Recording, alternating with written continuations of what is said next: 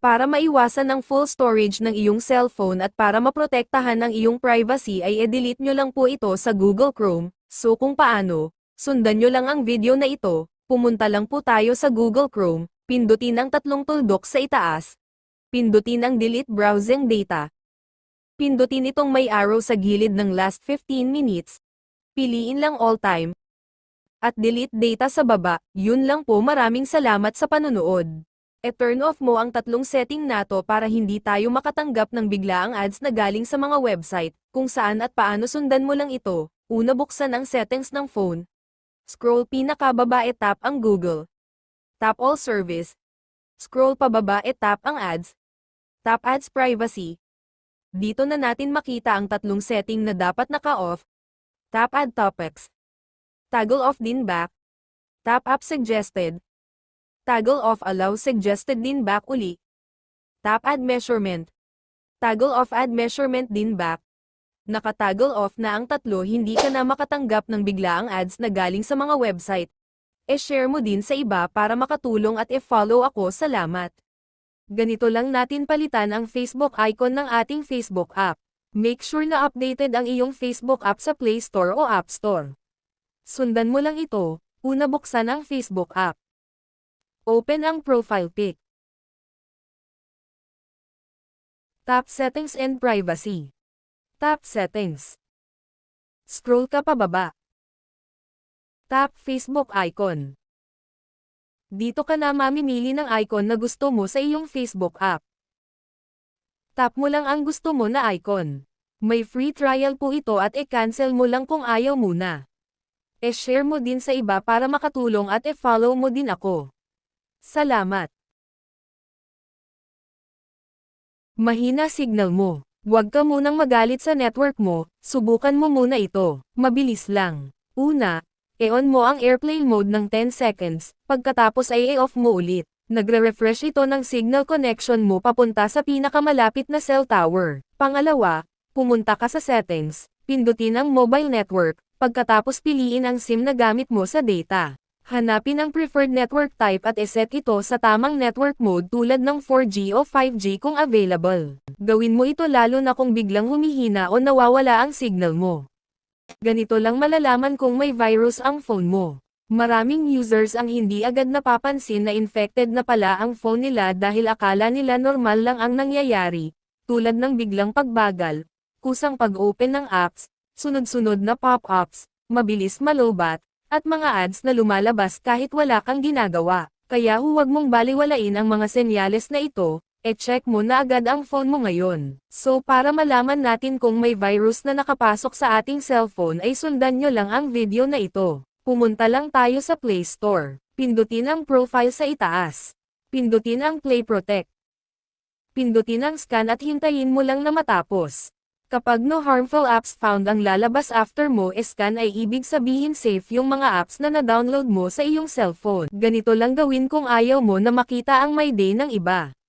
Hindi mo na kailangan i-unfriend o i-block sila para lang hindi makita ang kanilang My Day. Kung interesado ka kung paano, panoorin mo ang video na ito. Una, open ang Facebook. Kapag nakita mo na ang My Day niya, long press mo lang ito. Piliin mo dito ang mute. Piliin mo dito kung hanggang kailan mo siya mute, may hanggang 24 hours, may for 1 week at until I unmute it.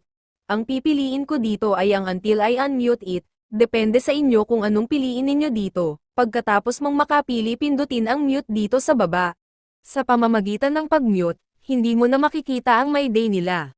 Kahit friends pa din kayo sa Facebook. Yun lang guys. Salamat sa panonood. Don't forget to like, comment, at share para sa mas marami pang. Kung ayaw nyong ma-full storage kaagad ang cellphone nyo at sobrang loadang ng Play Store nyo, ganito lang gawin nyo guys. Buksan nyo lang po ang inyong Play Store. Pindutin ang profile picture sa itaas. Pindutin ang settings sa ibaba. Pindutin ang general. Pindutin ang account and device preferences. Scroll up at hanapin sa ibaba ang clear device search history. Din pindutin ang clear history. Pag na-clear na, back nyo lang. Pindutin nyo ulit ang general. Din pindutin ang Network Preferences. Din pindutin ang Auto-Update Apps. At iset lang natin siya sa Don't Auto-Update Apps para hindi mag-automatic mag-update ang lahat ng apps na nasa ating cellphone dahil nagko-consume yun ng malaking data kaya mabilis mapupuno ang storage na ating cellphone. Curious ka ba kung may hidden conversations ang partner mo sa Messenger? Kung interesado kang malaman, alamin mo dito. Ang una mong gagawin ay i-open ang Messenger ng partner mo. Pagdating dito sa Messenger, pindutin ang menu sa baba. Pindutin ang Settings. Scroll down mo hanapin sa baba ang Privacy and Safety, pindutin ang Privacy and Safety. Pindutin ang Hidden Contacts, at makikita mo na dito kung may tinatagong contacts ang partner o asawa mo. Tumubang i-reset ang cellphone mo nang hindi nawawala ang mga importanteng files, sundin ang mga steps na ito para sa factory reset na hindi mabublur ang iyong mga pictures, videos, at apps para babalik sa dati na parang bago ang cellphone mo. Kung paano sundan mo lang ang nasa video. Una, buksan ang phone settings. Pumunta sa baba at hanapin ang General Management or System Management sa ibang phone. Pindutin ang General Management. Pindutin ang Reset. Then, dito na kayo mapupunta. Ang pipilihin nyo lang dito ay itong Reset All Settings at wala nang iba. Pindutin ang Reset All Settings. Ang sabihin walang mabuburang data o mga picture at video at mga files mo. Pagkatapos pwede mo nang pindutin ang reset settings sa baba.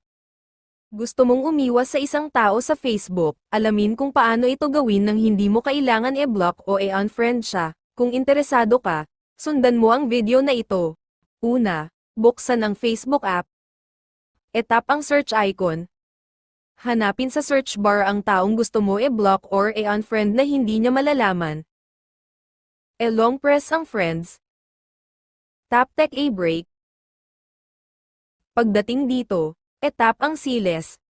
Piliin ang limit where you see profile, ibig sabihin, hindi mo na makikita ang posts niya sa feed, then tap save. At i-back mo lang, at e-tap naman ang limit what profile will see. Then piliin ang hide your posts from profile, ibig sabihin, ilalagay siya sa restricted list, hindi niya makikita ang posts mo na naka-friends, makikita lang niya yung naka-public, parang naka-mute visibility siya sa'yo. Para hindi nila malaman na online ka sa Messenger at hindi rin nila malalaman na binasa mo na ang mga chat nila sa iyo, ganito lang ang gawin mo, at kung paano sundan at panoorin mo lang ang video na ito, first buksan ang Messenger app. Pindutin ang three line o menu. Pindutin ang setting. Ang una nating puntahan ay itong active status. E-turn off mo lang itong show when you're active. Piliin mo lang dito ang until I change it. Then pindutin ang pause na makikita sa baba. Then pindutin ang back arrow. Then scroll up nyo lang at pumunta naman kayo sa Privacy and Safety. Pumunta ulit sa baba at hanapin ang Read Receipts. Then pindutin ang Read Receipts. E-turn off mo itong Show Read Receipts, sa pamamagitan ng pag-turn off mo nito hindi nila malalaman kapag binasa o nakita mo na ang mga message nila, ganun lang po. Thank you, follow for more video. Alam mo ba na pwede mong malaman kung may ibang gumagamit ng Facebook mo? Kung gusto mong malaman sundan mo ito. Una, buksan ang Facebook account mo, pindutin ang menu o yung three lines sa taas. Pagkatapos pumunta sa Settings and Privacy. At pindutin ang Settings. Pindutin ang Account Center. Hanapin ang Password and Security, pindutin mo lang. Pagkatapos pindutin ang Where you're logged in. Dito makikita kung saang mga phone o device naka-login ang account mo. Kapag may nakita kang hindi mo kilalang device, pindutin lang ito at i-log out agad para ma-secure ang account mo. Simple lang, pero makakatulong ito para maprotektahan ang iyong Facebook account. Alam nyo ba na merong paraan para hindi tayo ma-stalk ng mga hindi natin friends sa Facebook kahit hindi tayo mag-lock profile? Oo, tama ang narinig nyo. Yung tipong kapag pumunta sila sa profile nyo ay no post available ang kanilang makikita. Kung interesado ka sundan nyo lang ang nasa video. Una, buksan natin ang ating Facebook, pindutin natin ang ating profile. Tapos dito, click lang natin itong three dots dito sa gilid. Then click Activity Log. Tapos dito, click naman natin itong Public Post. Then click lang natin itong All dito sa taas. Then kapag naka-blue check na lahat itong mga post natin, ay pwede na nating i-click itong 3 dots dito sa baba, then click Change Audience. Tapos click lang natin ulit. Then ayan, pwedeng-pwede na nating i-select dito sa Friends, para tanging mga friends na lang talaga natin yung makakakita sa mga post natin.